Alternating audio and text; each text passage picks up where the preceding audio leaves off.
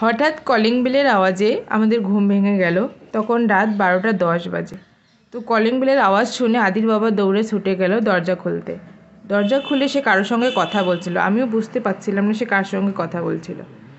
তো তারপর সে দরজা ক্লোজ করে হাতে কিছু নিয়ে রুমে আসলো। রুমে এসে আমাকে বলছে, স্যান্টা ক্লজ তোমার জন্য কিছু গিফট পাঠিয়েছে। আমি অবাক হয়ে গেছিলাম। সে প্রথমবার আমাকে সারপ্রাইজ করে। সে 2টো আইসক্রিম ব্রিক আর একটি চকলেট কেক নিয়ে আসে।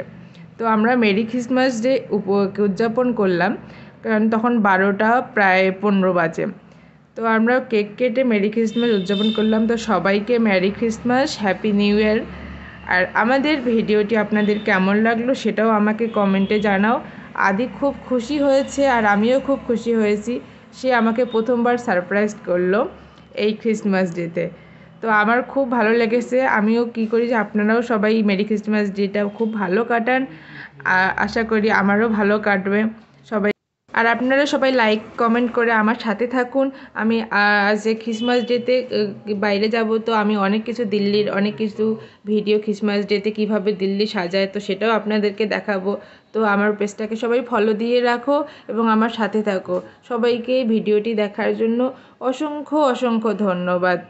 সবাইকে merry Christmas, happy new year. See you again the next video. Bye by.